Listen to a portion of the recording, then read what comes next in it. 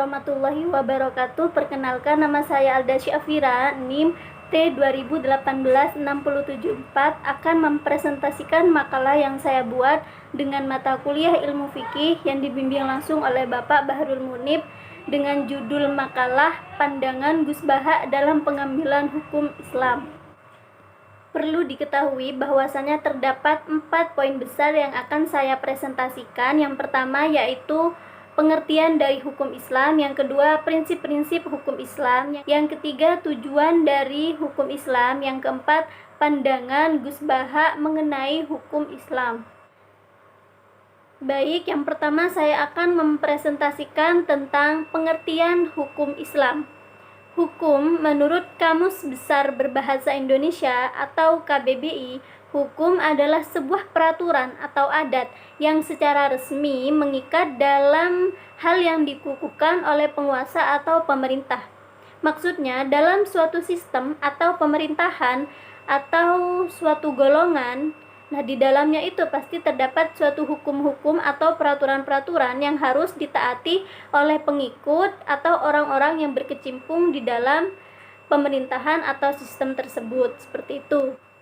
Dijelaskan pula dalam KBBI, hukum adalah suatu patokan atau kaidah yang mengenai terhadap peristiwa yang terjadi. Maksudnya, terdapat suatu peristiwa yang di dalamnya berlandaskan terhadap hukum-hukum yang berlaku. Seperti itu. Kemudian hukum itu terbagi menjadi dua, yaitu hukum yang tertulis dan hukum yang tidak tertulis. Kemudian kata Islam berasal dari kata aslama yuslimu islaman, yang berarti tunduk, patuh, dan selamat. Tunduk terhadap apa yang Allah perintahkan dan menjauhi apa yang menjadi larangannya. Tujuannya agar mendapatkan kehidupan yang lebih baik atau selamat di dunia dan di akhirat nanti.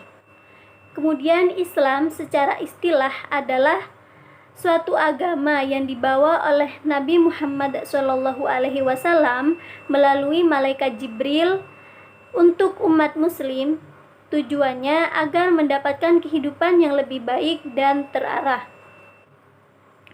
Kemudian terdapat inti dari ajaran Islam. Yang pertama yaitu bersaksi bahwa tiada Tuhan selain Allah Subhanahu wa taala dan Nabi Muhammad sallallahu alaihi wasallam sebagai utusan dari Allah. Yang kedua yaitu melaksanakan sholat atau mendirikan sholat. Yang ketiga yaitu menunaikan zakat. Yang keempat berpuasa di bulan Ramadan. Dan yang kelima naik haji bagi mereka yang mampu. Islam itu juga mencangkup keseluruhan dari aspek kehidupan manusia. Islam juga mengajarkan pemahaman yang jelas tentang manusia dengan Tuhannya atau hablum minallah, manusia dengan manusia atau hablum minannas, dan manusia dengan alam atau hablum minal alam. Muslim adalah seseorang yang memeluk agama Islam dan meyakini atas keesaan Allah, juga mengimani bahwasanya Allah adalah Tuhannya dan Nabi Muhammad adalah utusan Allah.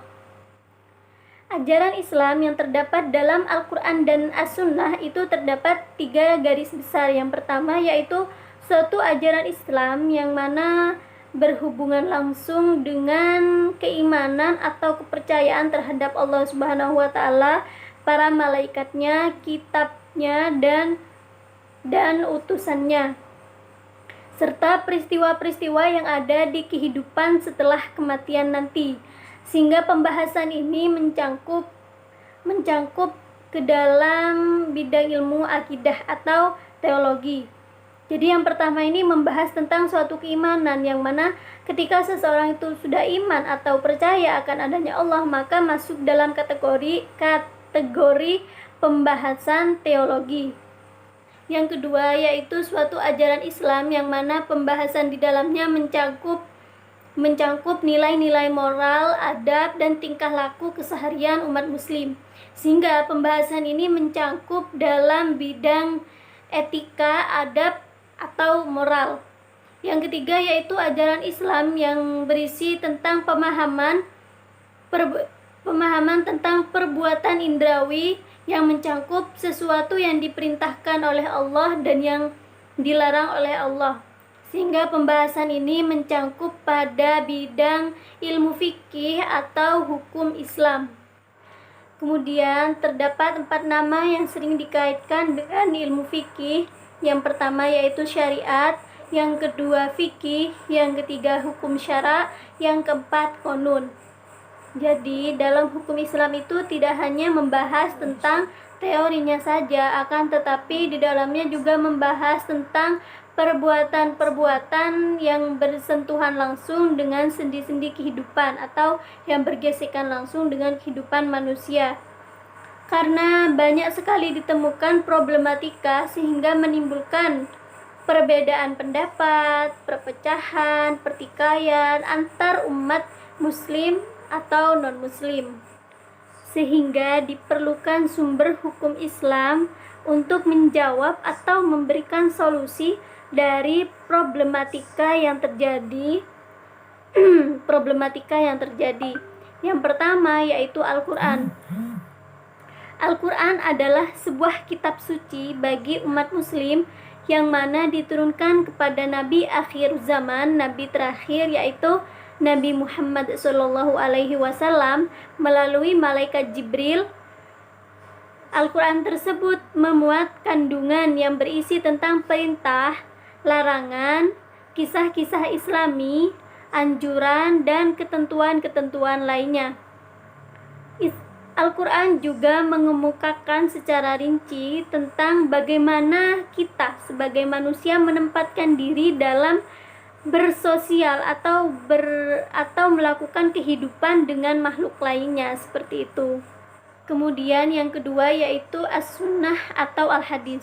As-sunnah adalah segala sesuatu yang berhubungan atau segala sesuatu yang berlandaskan atas Rasulullah SAW, baik perkataan, perbuatan, atau segala sesuatu yang disandarkan kepada beliau. Kata as-sunnah tersendiri menjelaskan secara rinci sesuatu yang masih global di dalam Al-Quran. Salah satu contohnya misal ketika Nabi Muhammad berperilaku mulia, memperlakukan orang lain dengan baik walaupun beliau tidak diperlakukan dengan baik, dan memperlakukan seorang tamu layaknya raja. Yang ketiga yaitu ijma. Ijma adalah suatu kesepakatan dari seluruh ulama mujtahid yang pada masa setelah masanya Rasulullah wafat. Ijma yang bisa dipertanggungjawabkan yaitu pada masanya sahabat. Sahabat itu adalah orang-orang yang berada pada masa Rasulullah. Sedangkan tabi'in adalah masa setelahnya sahabat, dan tabi'ut tabi'in adalah masa setelahnya tabi'in, seperti itu.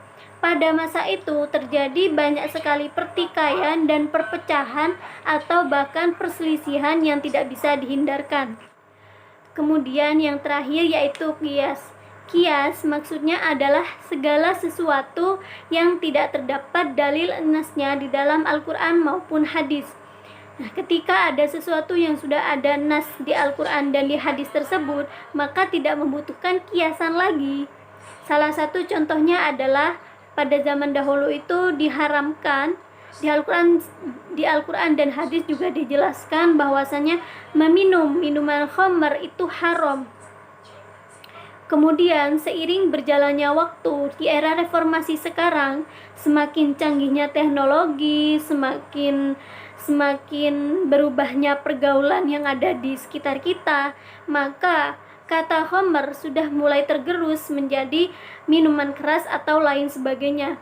Nah, maka dari itu ketika kita mengetahui bahwa ada sesuatu, misal ada minuman Coca-Cola yang itu bisa memabukkan kita misalnya, maka meminum Coca-Cola tersebut hukumnya haram. Karena apa? Karena dikias kepada khamr, seperti itu, disamakan dengan sesuatu yang enasnya ada di dalam Al-Quran dan hadis. Kemudian pembahasan selanjutnya tentang prinsip-prinsip hukum Islam.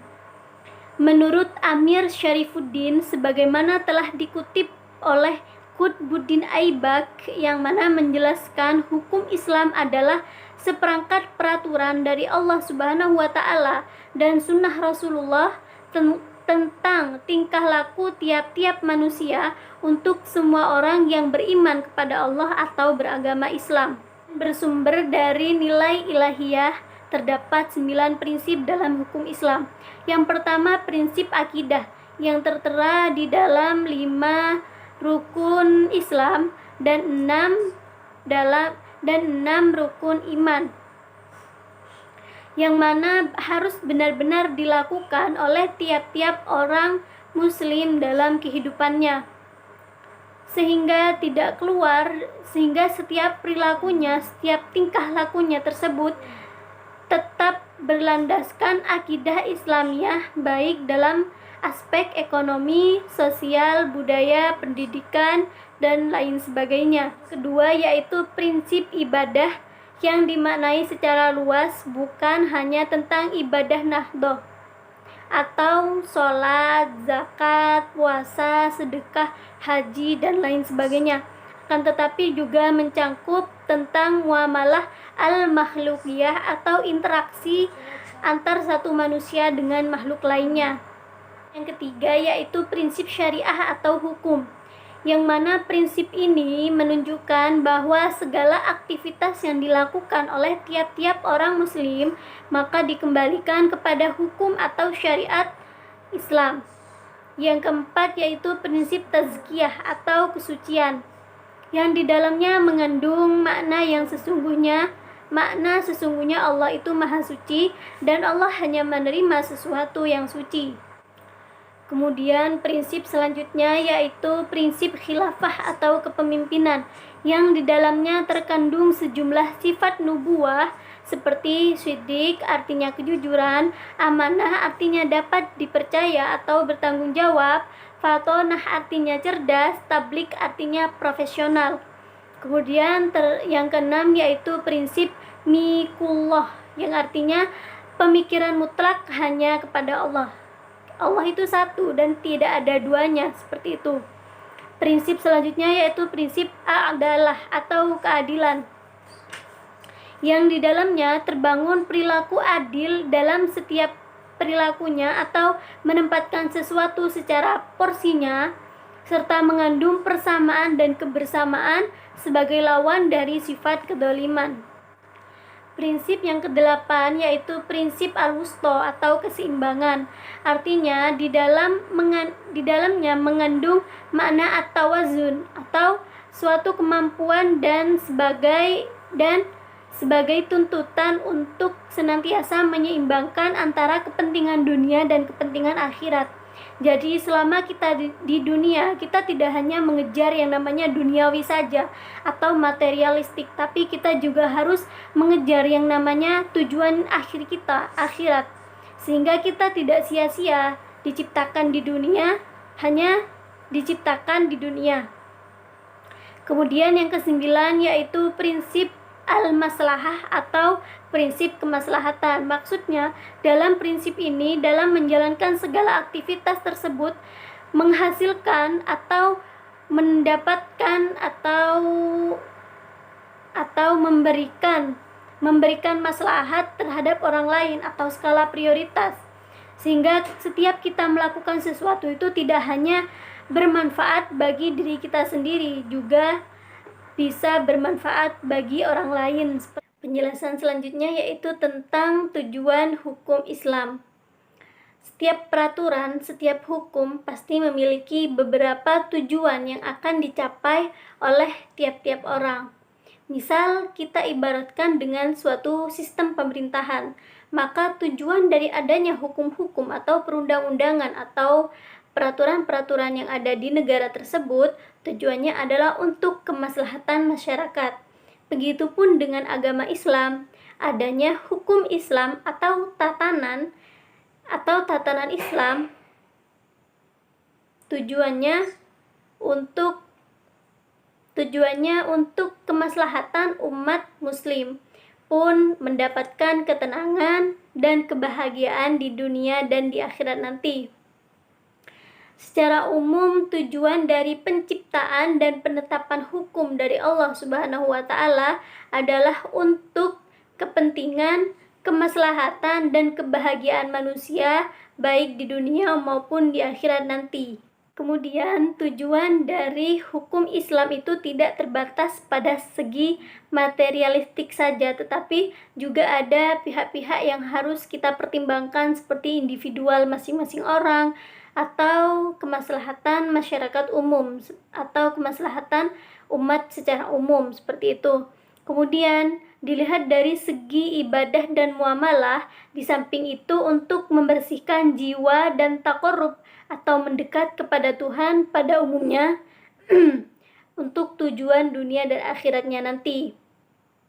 Jadi dalam beragama itu tidak cukup dengan baiklah saya akan beragama dengan mengucapkan kalimat la ilaha illallah. Ya, itu adalah salah satu syaratnya, tapi tidak cukup sampai di situ saja. Masih ada tahapan-tahapan selanjutnya dalam melakukan peribadahan atau ibadah dengan Tuhannya.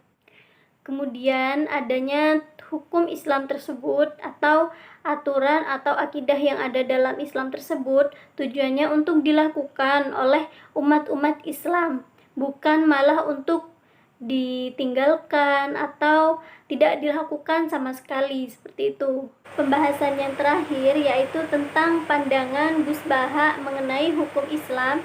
Di sini saya akan mengambil contoh dengan mengucapkan Selamat Natal. Dijelaskan bahwasanya orang-orang yang ada di muka bumi ini akan dipisahkan oleh Allah Subhanahu wa taala ketika sudah berada di akhirat nanti, yakni ketika sudah di akhirat, orang mukmin bersama dengan orang mukmin dan orang kafir bersama dengan orang kafir. Jadi selama kita berada di dalam lingkup dunia, maka tidak menutup kemungkinan kita akan bersentuhan langsung, berinteraksi langsung, atau menjadi makhluk sosial dengan makhluk lain, seperti itu. Jadi di dunia ini tidak hanya ada agama Islam, ada agama Kristen, Buddha, Hindu, dan lain sebagainya. Dari situlah kita bisa merasakan bahwasanya antar satu agama dengan agama yang lain itu harus ada yang namanya toleransi.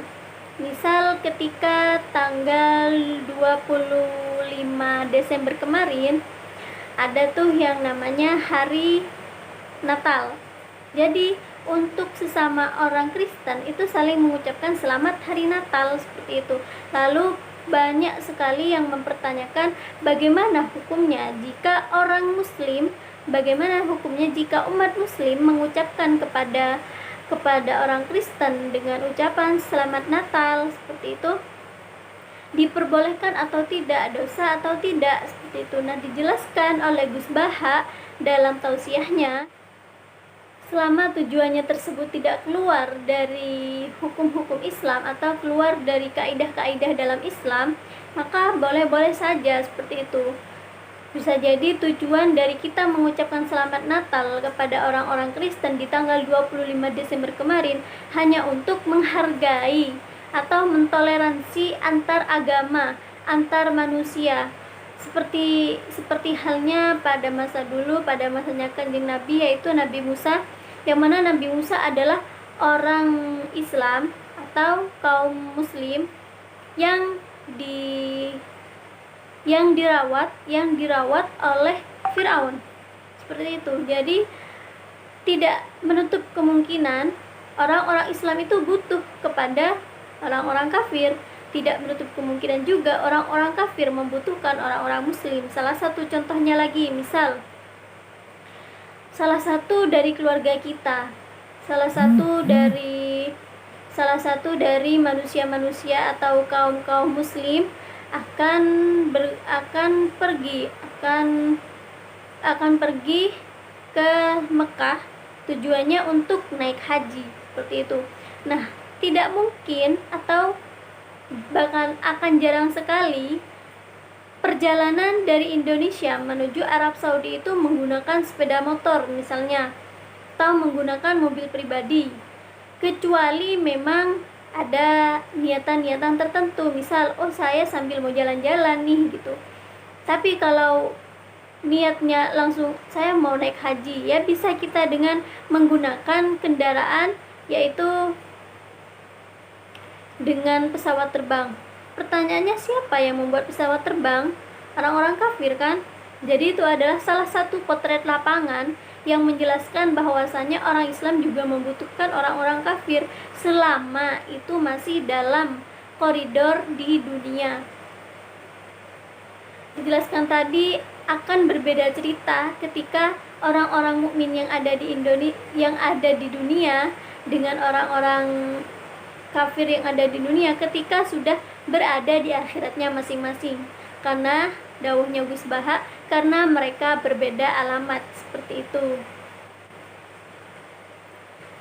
Kita itu tidak boleh mengagung-agungkan diri sendiri, menghiperbolakan diri sendiri. Misalnya, oh saya lebih alim di antara orang-orang di sini, oh saya lebih solih di antara keluarga saya misalnya.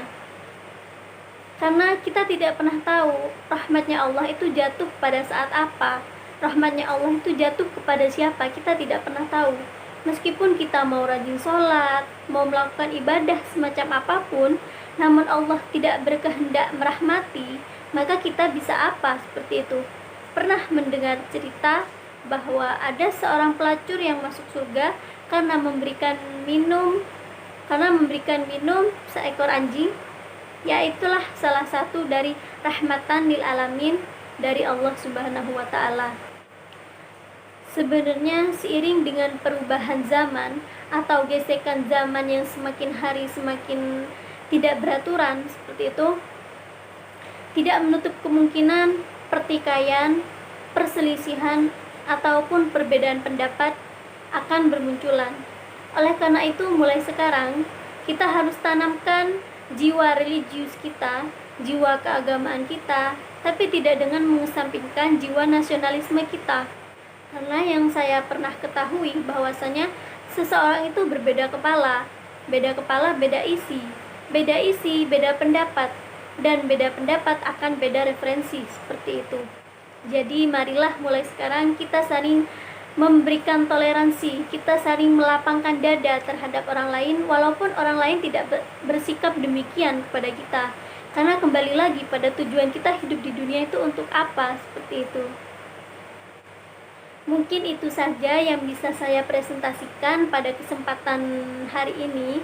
Kurang lebihnya saya mohon maaf apabila ada kesalahan kata, kesalahan redaksi, ataupun kesalahan dalam penyampaian. Mohon maaf sebesar-besarnya. Wallahu muwaffiq ila aqwamit thoriq. Wassalamualaikum warahmatullahi wabarakatuh.